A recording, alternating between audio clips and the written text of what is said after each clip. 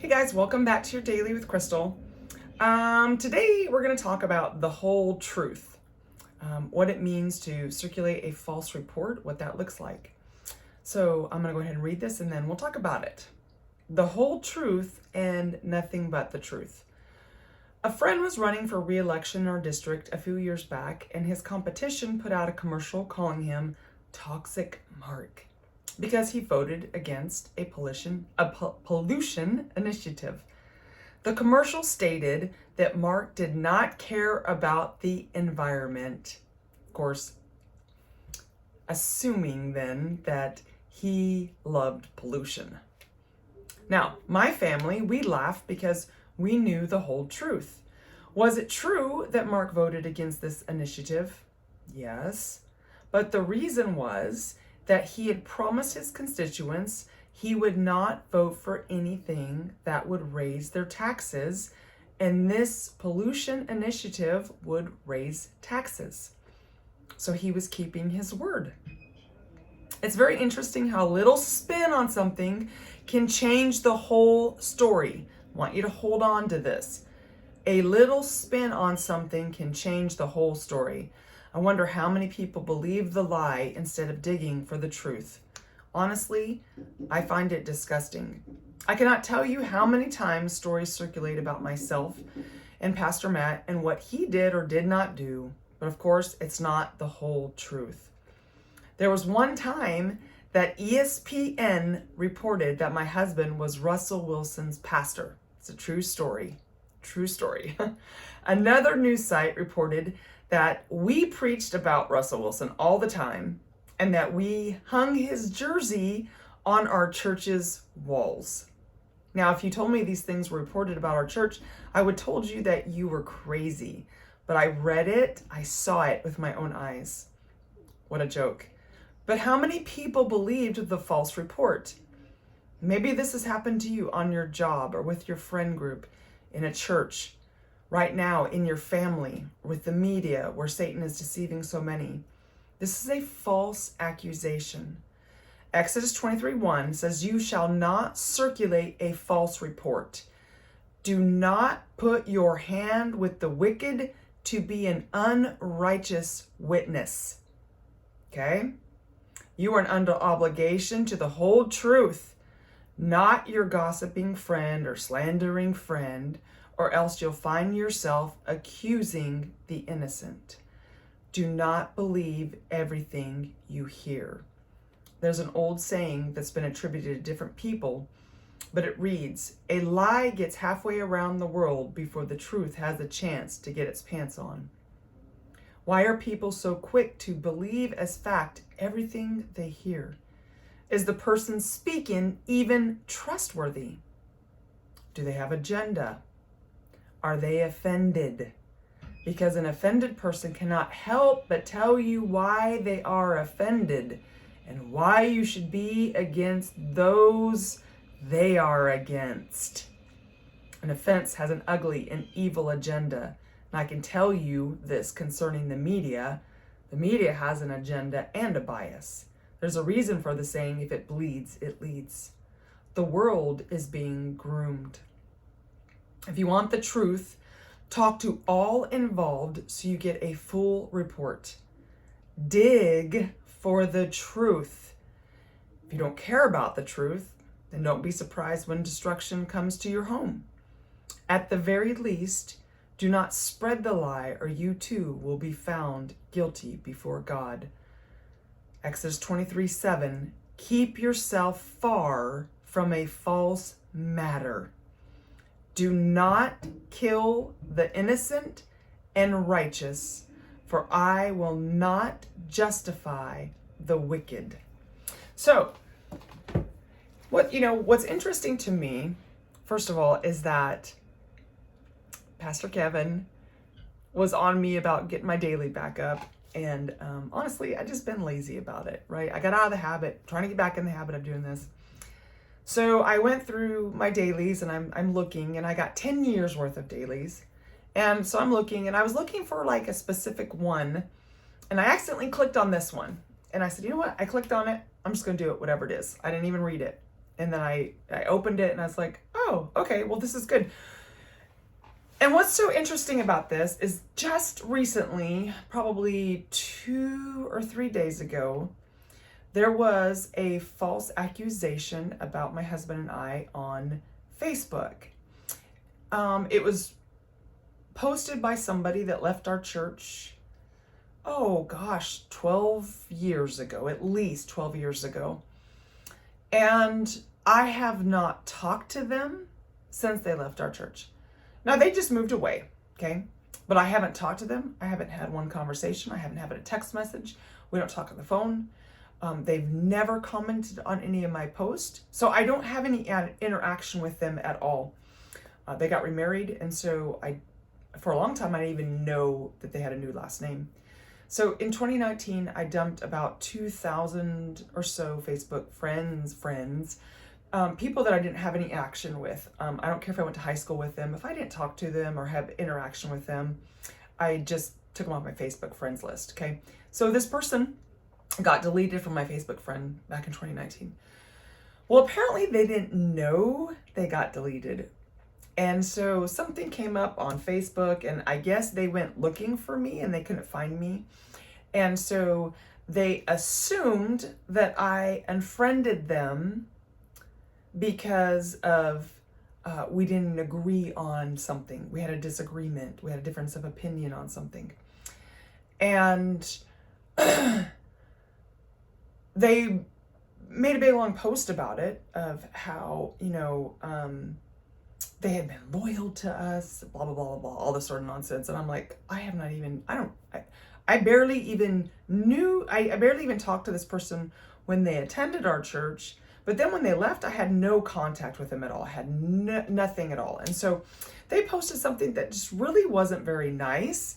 And the only reason I saw it is because my son saw it.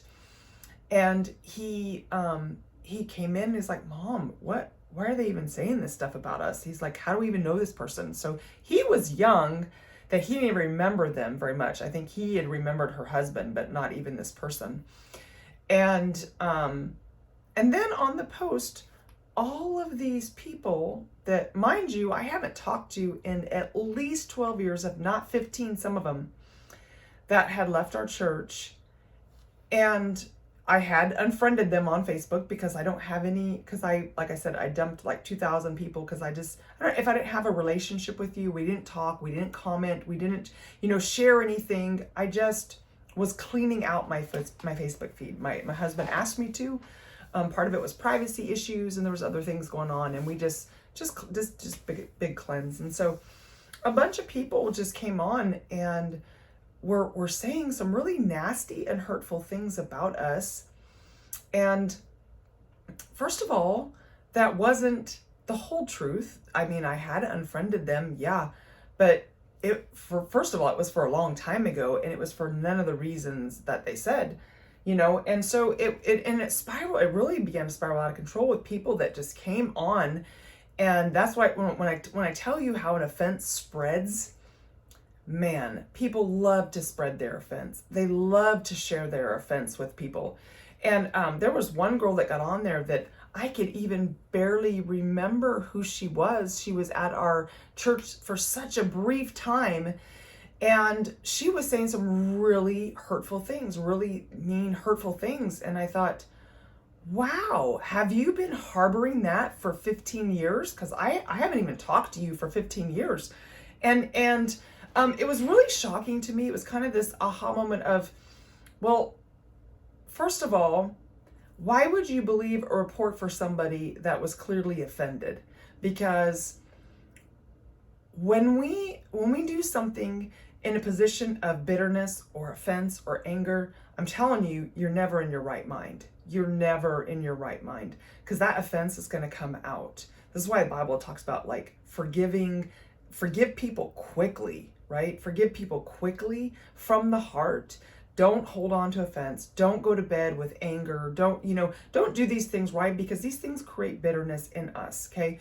And this is what I saw from that. Now, mind you, like I've been so far removed from these people, right? It wasn't really that painful, even though sometimes things can be painful like that. It wasn't that painful, because I had been so far removed from these people. I just thought, wow, gosh, man, you guys are harboring some serious offenses, right? And I thought, wow, I mean, gosh, Lord, please, examine please don't let that be me. I don't want to hold anything against anybody ever. And I tell people this all the time. I was like, you have no right to hold anything against anybody. We've been forgiven such a great, our sins were so great that he forgave us. We have no excuse not to forgive anybody for anything. And so we've got to let things go. Because, and what happens, right, with this false report, right, is somebody gets offended, something is said, something is done. The Russell Wilson report, and some of you guys might remember this because we didn't even know it until a couple of Matt's Army buddies said, hey, I just saw you on ESPN. And he was like, what? And so it was like this 15 minutes of fame, right? This 15 minutes of fame. Pastor Matt really had written something about Russell Wilson going to see a movie that was just not a good movie. And he said, come on, bro, you're a Christian. Like, don't watch that. And so his title on Twitter was Pastor Matt. So it got reported that was his pastor. Pastor Matt was his pastor, and he was calling him out on Twitter, which is not the truth. This is what I'm telling you. It was not the truth, right? Did Matt call him out? Yeah. Was Matt his pastor? No. We've never met him. Do we preach about him? No.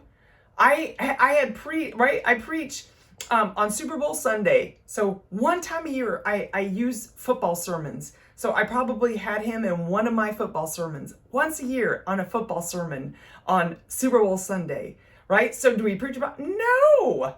We didn't preach about him. Do we have jerseys do we have his jersey on our wall? No. And so these people were circulating a false report. And so what happens, right, is people believe the false report. So back to Facebook, right? All of those people that had an offense, they were believing a false report. And so this is what I want you to get from this today, okay? First of all, the Lord says you do not circulate a false report. So don't circulate it. So don't you start it. If you have an offense against somebody, you better seek forgiveness, you better seek reconciliation, you better forgive, and you better do it quickly, okay? First of all. And then he says, keep yourself from a false matter. Do not kill the innocent and righteous. How do we kill people? With our words. That's how we kill people. With hate, with our words. We kill people that way. And so be very, very careful when you believe something from somebody. Be very, very careful. I know that there have been people that have been a part of our ministry that have left and that were upset with us. They circulated false reports about us. And there was a bunch of people that believed the false reports. And they took part in a false matter. We are under obligation to the Lord. First of all, if you don't care, then you're just like, you know what? I ain't going to believe that. Go away. If you care, then you have an obligation to the Lord to search out the whole truth. You have an obligation to find out the whole story, the whole truth and nothing but the truth. Not just one side of the truth. The whole truth. What is the whole picture? Show me the whole picture. I don't need a piece of the puzzle. I need to know the whole thing. So if you care about the matter, if you care what's going on, then you have an obligation to search out the whole matter, not just take as gospel truth something that somebody says. Okay? So that's your word for today. The whole truth and nothing but the truth. Thanks for joining me. See you next time. Be sure to like or comment. Send me a message, crystal@faithandvictory.com, or you can post on here. Thanks for joining me.